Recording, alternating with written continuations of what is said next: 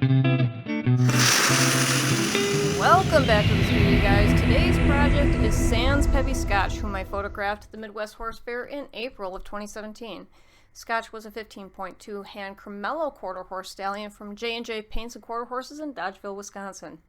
This is going to be the third piece I'm attempting in Krita 5.0.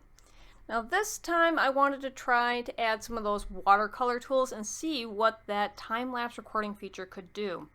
The overall look was for a much more painterly feel with less reliance on realistic color palettes. Part of this is because of the lighting in the reference shot, and the other one is due to the nature of the Cremello color.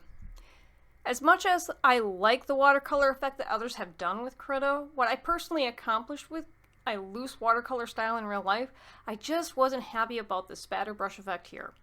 I thought that doing a loose spatter and drippy edge rather than carrying the painting right to the edge of the canvas would be easy in Krita, but I just couldn't figure out how to marry that with the brush strokes I was using for the horse. Despite a good effort, after a while I went back to the soft pencils and a few blending tools. I did in the end, however, play with the impressionistic brush tool for the purple bush in the foreground that I kept to help make that Cremello coat color pop. This is roughly 15 hours worth of work, and Krita ground that down to roughly 8 minutes. So if you're looking to do a voiceover with the time-lapse feature, you will most likely have to expand your time-lapse so you have enough room to talk through your subject, whether that is about your work and your process or other topics.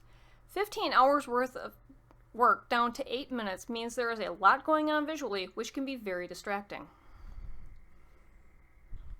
Now, having Krita do the recording rather than OBS is less resource heavy. However, there are two things I don't like. When I zoom in to do detail, say in this eye, the program is not recording the focus that I'm showing in that one particular area of the painting.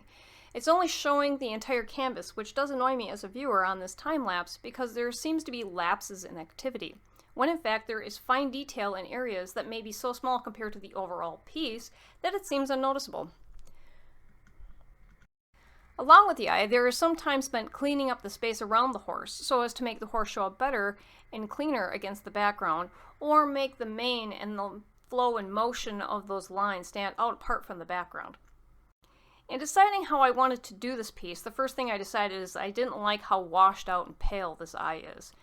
And sadly, I did overcompensate here and found out quickly that making this eye so dark and so blue not only threw it off the horse, but the whole composition. The other issue that bothered me was because I have so much more control over what goes where in a painting that the hard lines that I usually push for in a drawing and a painting actually worked against me here, making the eye seem very off from the rest of the painting and creating issues, making it hard for me to work from the reference picture because of how different it looked.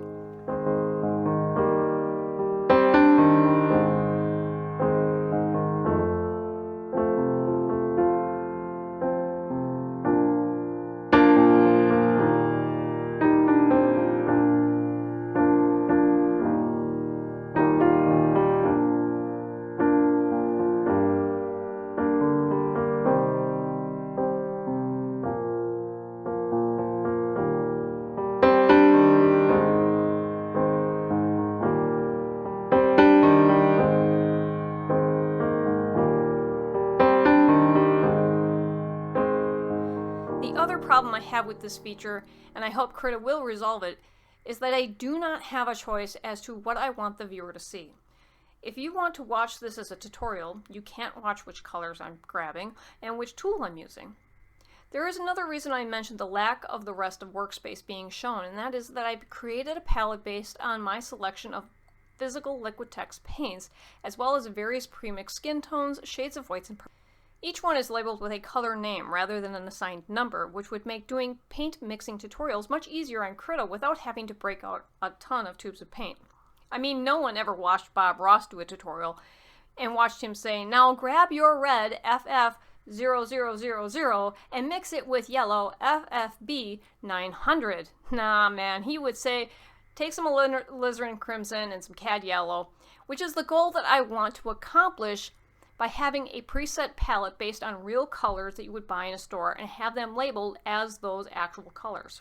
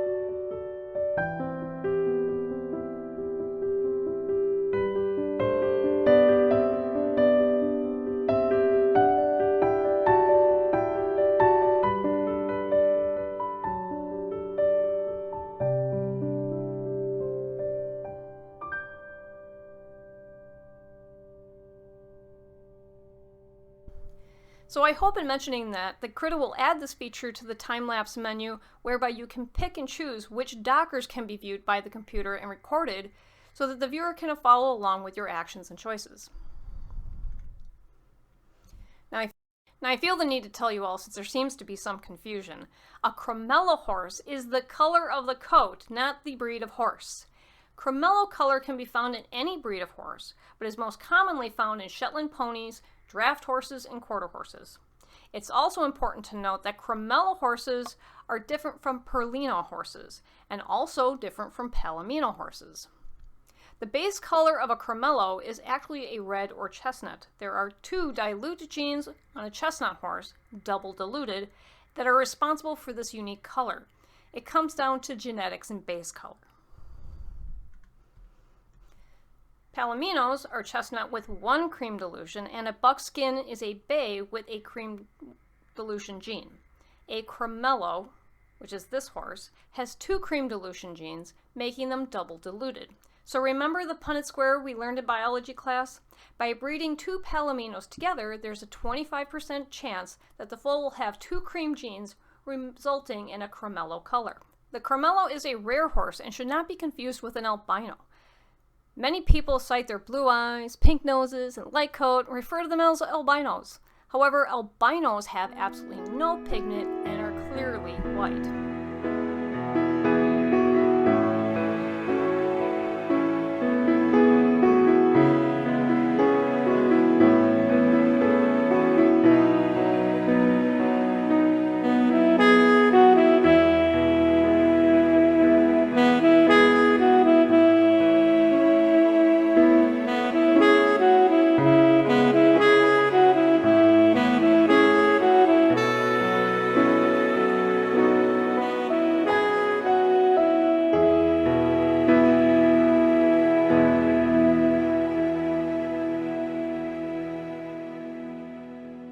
Now, I may have mentioned once or twice my lack of fondness for shooting inside the Alliant Energy Arena at the Midwest Horse Fair in the past. However, this reference picture shows one of the most striking reasons. The arena is bright enough for the human eye, but not bright enough to make this Cremello not look like a Perlino. Now, while it would have been easy to just color match with another reference picture from another photographer with different lighting, I'm also not real fond of that Cremello color in general. To me, the features seem washed out and flat, and I prefer a lot of contrast in my paintings, so I did go in much deeper with the colors than the reference material, most notably in the eye, which I've already mentioned how I messed that up. Because Cremello is so close to white, it of course reflects the surrounding colors, and in the case of the arena, it reflected a lot of dirt. The shot is far away with only arena lights from the top, and of course the horse and handler are always moving. The reference is grainy, badly lit, and not flattering much for the horse. The only thing this shot has going for it is the composition, thus giving myself the freedom to play with it in the most colorful palette I wanted, avoiding the monochromatic palette of a straight white horse. Now, dialing down the opacity of the paints is almost always less than 25% in this, and it gives me the target colors of dilute variations of purples, blues, yellows, and magenta colors. The specific color palette for this horse involves the following colors: Naples yellow, yellow oxide, raw and burnt sienna for my warm colors. Then in the cool division we have quinacridone violet, dioxine purple, cerulean blue, and phthalo blue. If you're painting this in traditional paints, you of course need to add titanium white and Mars black.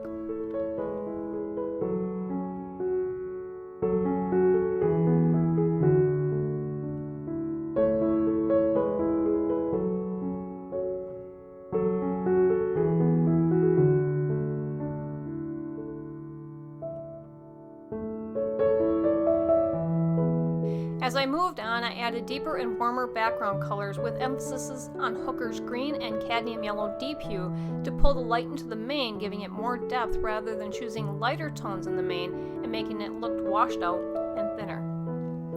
I did find after I finished this piece that sadly Scotch had passed away in January 18th of 2021.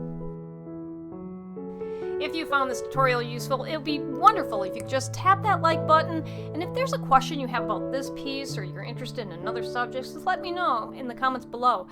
And I'm trying really hard to get subscribers up to 500 so that we can start a community of artists and animal lovers here on YouTube. But in the meantime, you can always head over to Facebook and check out my Morning Hawk Creations page there.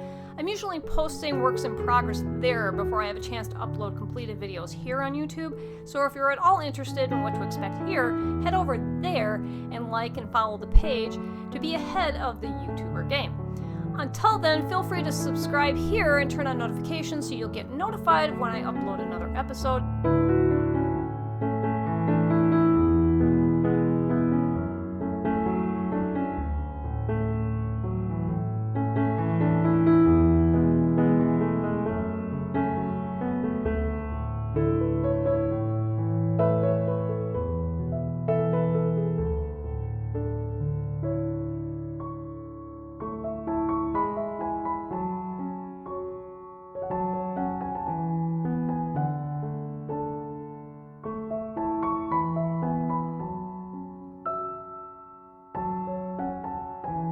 And with that, I will leave you with a comparison of the original photo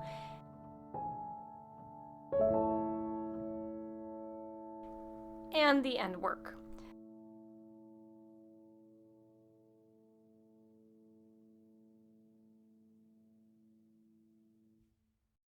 Signing off from the studio, this is Alicia from Morning Hawk Creations. See you next time.